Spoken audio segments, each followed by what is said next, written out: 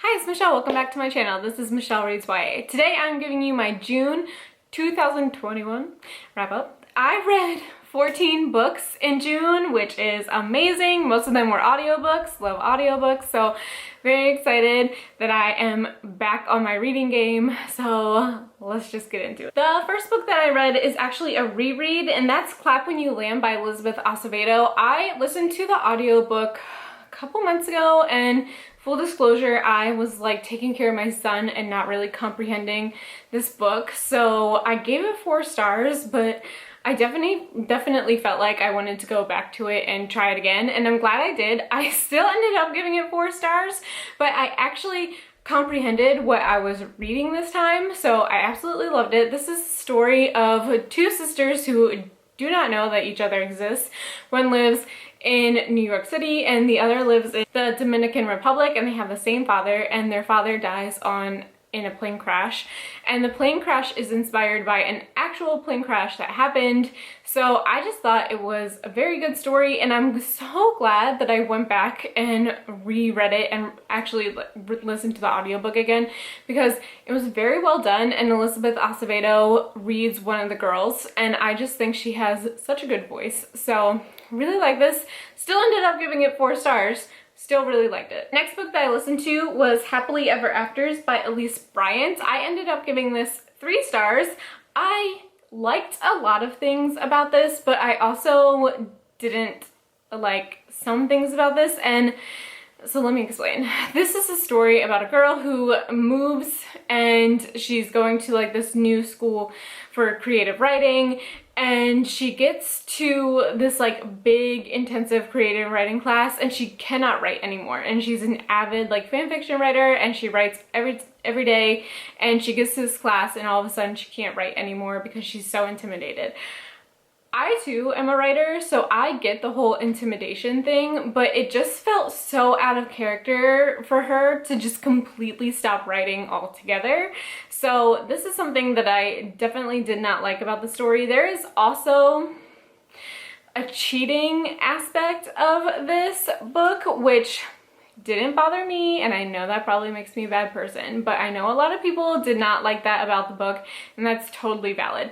The guy she is trying to get like his attention has an on and off again girlfriend, and she is like totally into him and is trying to like kind of break them up.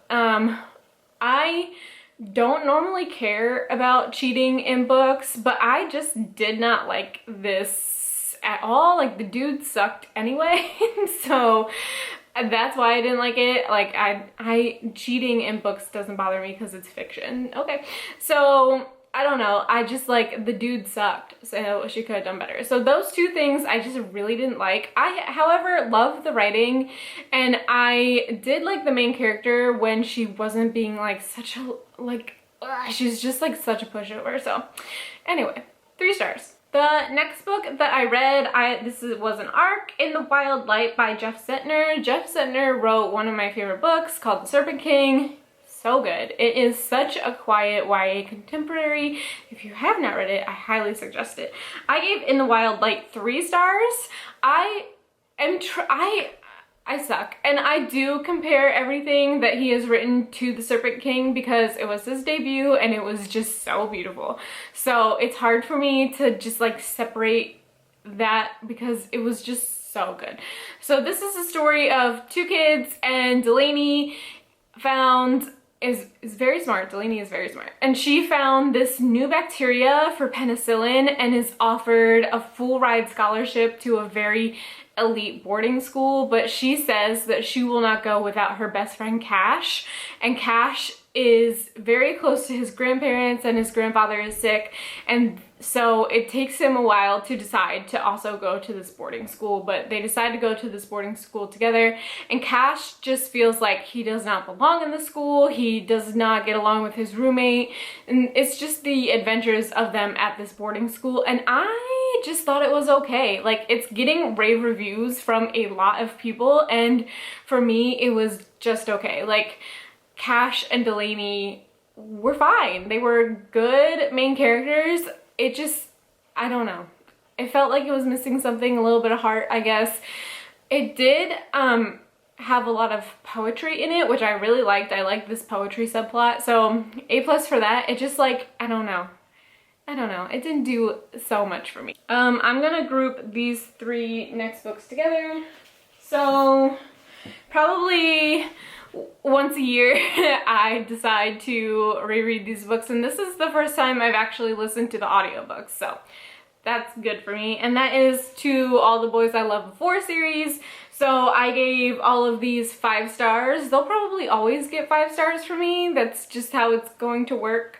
So if you don't know anything about these books, Lara Jean writes letters to her crushes once she's like done crushing on them to like let them go, and somehow her letters get sent out, and they get sent out to her sister's ex-boyfriend, which makes it awkward. And also this boy named Peter who is trying to get over his ex, and they decide to fake date to make his ex jealous and to like get her sister's ex away from her. So it's very good. It's more of a juvenile YA, I would say, until we get to the 3rd book, and then she's getting ready to go into college. So it's a little bit more mature then.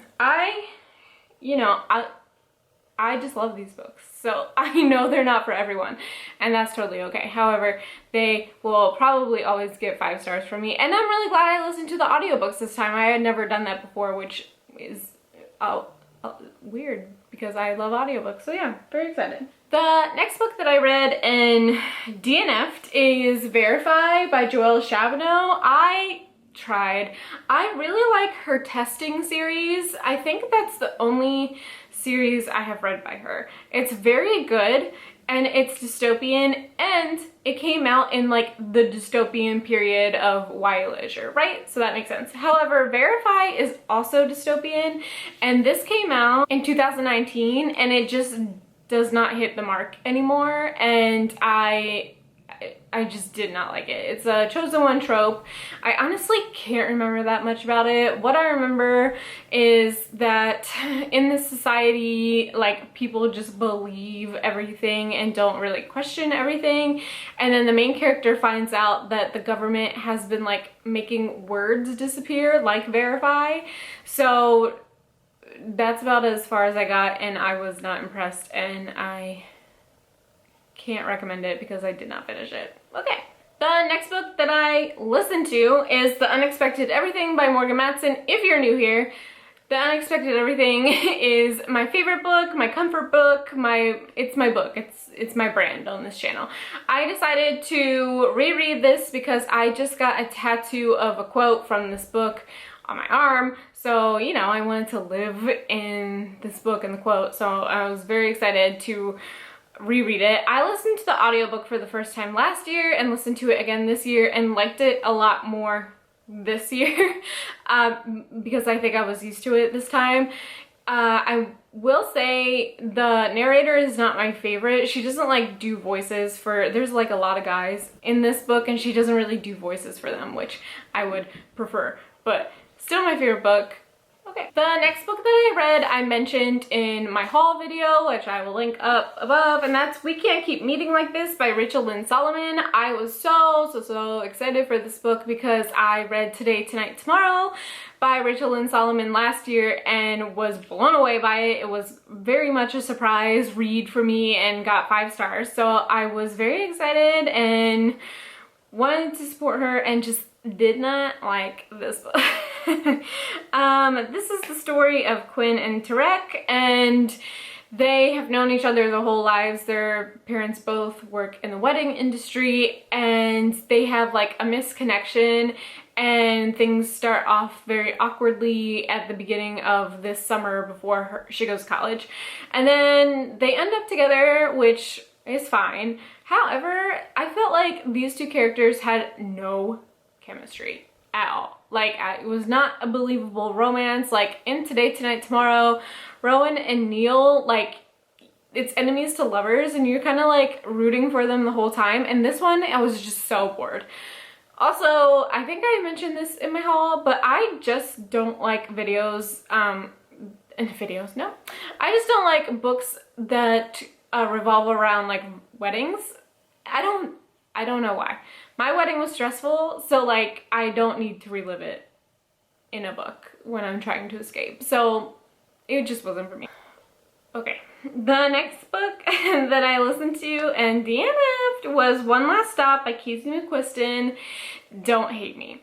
So I read Red, White, and Royal Blue and initially gave it 4 stars and then changed it to 3 stars because I didn't get the hype of it at all. And I will say that I am not a big adult romance reader. It is not my genre, it's not my thing. However, One Last Stop is sapphic, so I was very excited for it. And still, it did not work for me. And it's probably 2 things. It's probably Casey and Kristen. I just don't enjoy their writing, so that's that. And also the adult romance thing. So although it was sapphic and I was very excited about it, I ended up DNFing it. I think I was like 65% in.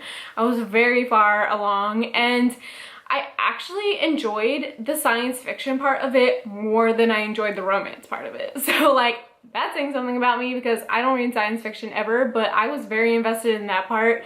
And then when they kind of got together, I was just like, I don't care. So please don't hate me. I know, this is gonna be unpopular. The next book that I listened to was The Paper Girls of Paris by Jordan Taylor. I actually read this for my book club's pick for July. This is our historical romance pick, and I did not like it. I ended up giving this 2 stars. So this is told in 2 parts. The main girl, her grandmother dies and she goes to Paris, and her grandmother left her a whole ass apartment that hasn't been touched since World War II, and how is that possible? Anyway, so she's left this apartment and she finds her great aunt's journals and believes that her great aunt was a Nazi sympathizer. And then you're also being told the great aunt's story at the same time. So it goes back and forth, 2 different timelines. I will be honest with you, and I didn't like any of the timelines because I thought that they were both written super juvenile. Like, it was just like, it could have been middle grade, but it was like a very serious YA book, and that just didn't work for me. My biggest gripe with this book is that the main girl's mother is dealing with depression, and it was like the author Googled depression and inserted it in the page and had never actually like experienced depression and didn't actually know what it felt like, and that bothered me a lot.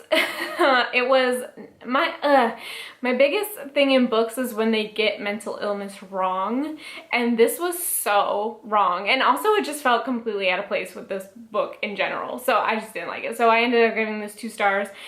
I think we're going to be a very divided book club with this book, so we'll see. Also, historical romance is like not my genre at all ever, so I will say I was not excited to read this in the first place, and then I just didn't like it, so okay. The next book that I listened to, completely other direction, this is another reread. June was reread month, and that is Simon versus the Homo Sapiens Agenda by Becky Albertalli.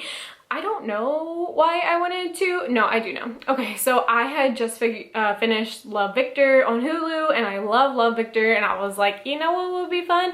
Rereading Simon Versus. So I did that.